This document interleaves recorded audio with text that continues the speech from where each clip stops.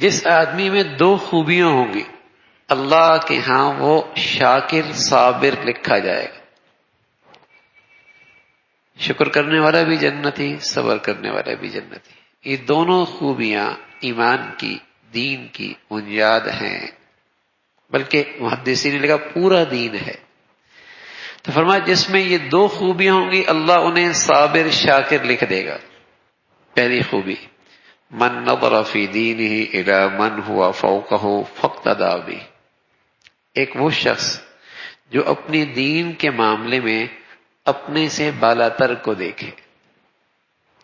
5 وقت کی نماز پڑھتا ہے اسے دیکھے جو تہجد کا بھی اہتمام کرتا ہے. اس کا دین مسجد تک ہے اسے دیکھو جس کی زندگی پورے دین پر ہے. اسے دیکھو یہ پورے دین پہ ہے، اسے دیکھو جو تقوی کے اعلیٰ درجے پہ ہے. فرمایا دین کے معاملے میں اپنے سے بالا تر کو دیکھو تو اللہ کے یہاں کیا لکھے جاؤ گے؟ صابر شاکر لکھے جاؤ گے. پہلی خوبی فرمایا پہلی خوبی اس میں یہ ہو کہ دین کے معاملے میں اپنے سے بالا تر کو دیکھے، فاقتدی بہ، پھر ان جیسے زندگی اپنانے کی کوشش کرتا رہے کہ میں بھی ایسا بن جاؤں. وَنَظَرَ فِي دُنْيَاهُ إِلَى مَنْ هُوَ دُونَهُ فَحَمِدَ اللَّهَ عَلَى مَا فَضَّلَهُ اللَّهُ عَلَيْهِ، اور دنیا کے معاملے میں اپنے سے کمتر کو دیکھے. ایک ٹانگ نہیں ہے تو اسے دیکھے جس کے دونوں ہی نہیں ہیں، ایک آنکھ نہیں ہے تو اسے دیکھے جس کے دونوں ہی نہیں ہیں، مال نہیں ہے تو اسے دیکھو جو بسترے پہ پڑا ہے صحت نام کی چیز کوئی نہیں. اپنے سے کمتر کو دیکھے اور جو اللہ نے اس پر فضل فرمایا اس پہ اللہ کا شکر ادا کرے تو یہ صابر شاکر اللہ کے ہاں لکھا جائے گا.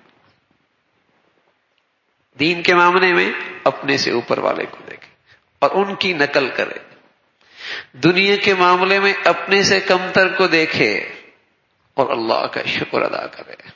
بہت کچھ دے رکھا ہے اور سچ ہے ہم میں سے ہر ایک ایسا ہے جسے اللہ نے دنیا کے لحاظ سے لاکھوں نہیں کروڑوں سے بہتر رکھا ہے، لیکن اگر نظر ہو اور اس پر دل شکر سے بھرا ہوا ہو. حالانکہ ہم بھی تو انہی کی طرح آئے تھے جو فٹ پاتھوں پہ سوتے ہیں، اور ہماری مائیں بہن بیٹیاں بھی تو ویسی آئی تھی، انہی کی طرح آئی تھی جو گاڑی کا شیشہ کھٹکھٹا کے بھیک مانگ رہی ہوتی.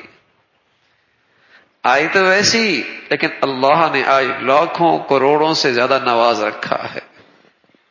دل اللہ کے شکر سے بھرا ہوا ہو تو دین کے معاملے میں اپنے سے بالا تر کو، دنیا کے معاملے میں اپنے سے کمتر کو دیکھ کر اللہ کا شکر ادا کرے. فرمایا کتبہ اللہ شاکرا صابرا، ایسا شخص اللہ کے ہاں صابر لکھا جائے گا، شاکر لکھا جائے گا. اگلی بات فرمائی اللہ کے نبی نے وَمَن نَظَرَ فِي دِينِهِ إِلَى مَنْ هُوَ دُونَهُ، جس شخص نے دین کے معاملے میں اپنے سے کمتر کو دیکھا. یہ 5 پڑھتا ہے تو اسے دیکھتا ہے جو صرف جمعے کی پڑھتا ہے کہ یار میں اسے تو نیک ہوں، اور جمعے کی پڑھتا ہے تو اسے دیکھتا ہے جو صرف عید کی پڑھتا ہے. جو بیچاری صرف دوپٹہ کر رہی ہے وہ اسے دیکھتی ہے جس کے جسم پہ لباس ہی کوئی نہیں، تو یہ بھی اپنے آپ کو ولیہ سمجھتی ہے. اور اگر اسکارف پہن لے ہاں تو پھر تو اس کی پرواز بہت ہی اونچی چلی جاتی ہے، اس لیے کہ انہیں دیکھتی ہے جن کے جسم پہ لباس ہی کوئی نہیں. اگر یہ شرعی پردے والے کو دیکھے گی تو اپنی زندگی پر ندامت ہوگی نا.